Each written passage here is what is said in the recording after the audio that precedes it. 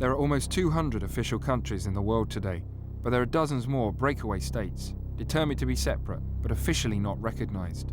Some survive peacefully with their own borders, money and presidents, but others are a magnet for terrorists and weapon smuggling, and have armies ready for a fight. Welcome to places that don't exist.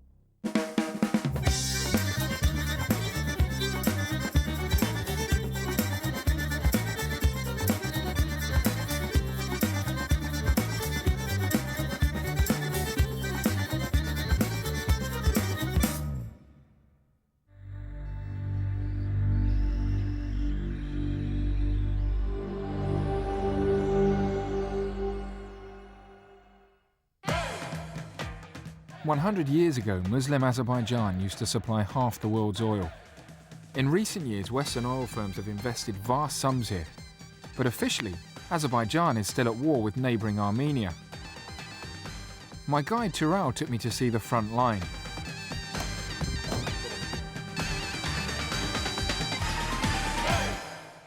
When the Soviet Union broke up, Azerbaijan and Armenia got their independence. But a small mountainous area called Nagorno Karabakh triggered war.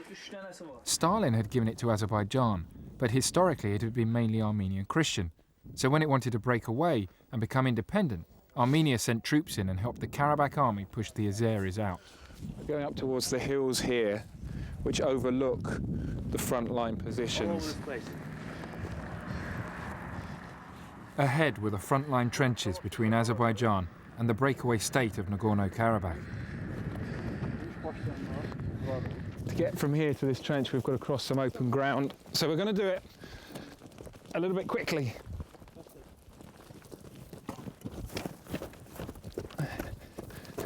The front line here is still very dangerous. There's been people killed regularly, and there was a guy killed here just last weekend.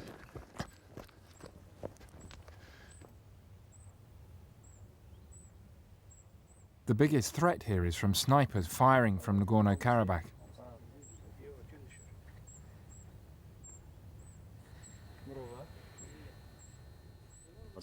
A sniper could shoot you here, within range.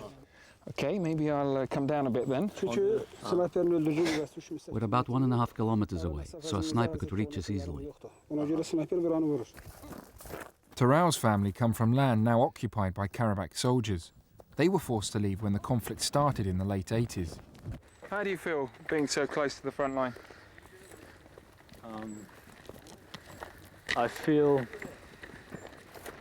I have a temptation here, being so close to my native land. The sense of revenge is growing in me. A desire for vengeance. I have a desire to get my land back by any means. And if a warfare is one of the powerful means, is one of the real means to get that land back, I'm completely ready to fight for the freedom of my homeland. We left the front line and headed back into Azerbaijan.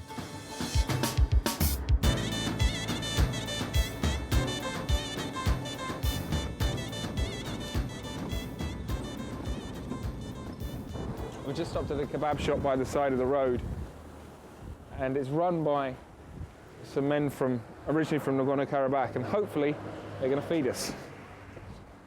Salam alaikum. The owners of the restaurant were refugees, forced to flee their homeland a decade ago. They said they'd witnessed Armenian atrocities. Well, it smells good, which is a good sign. Can you give me some examples of what you claim the Armenians were doing to the Azeris living in Nagorno-Karabakh? They put children, women and elderly people together inside a pipe and welded it.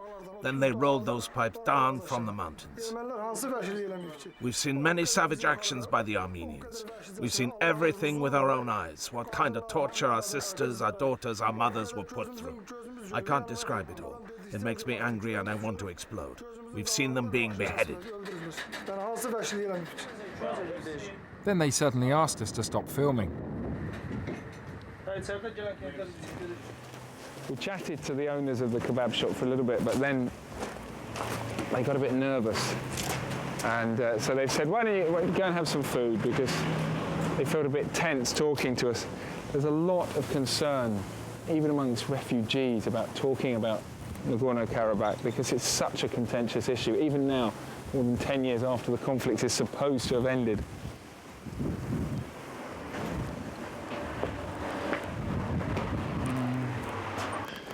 It turns out the owners of the restaurant weren't quite as worried about the political nature of the questions we were asking.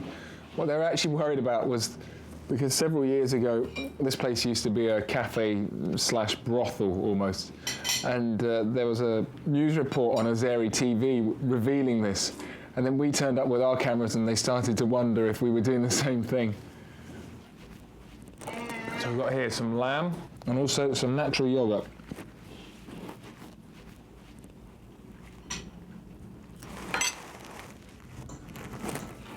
I might leave that.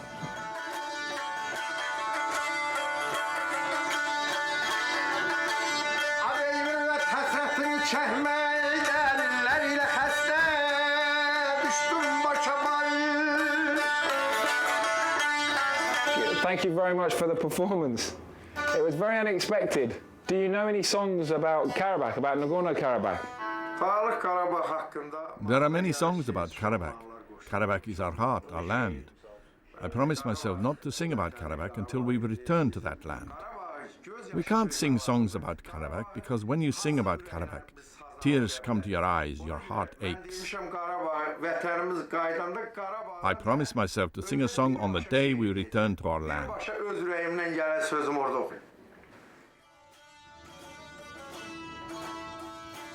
Almost all the Azeris living in Nagorno-Karabakh were forced to leave during the war and found shelter wherever they could in Azerbaijan. There's between 750,000 and perhaps 1 million people in Azerbaijan who are refugees from the Nagorno-Karabakh conflict, and we've come here to some railway sidings where there's dozens of families living in railway carriages. What are the conditions like for you here? There's no electricity. There's no water. There's no heating. You know, children's voices coming from these carriages.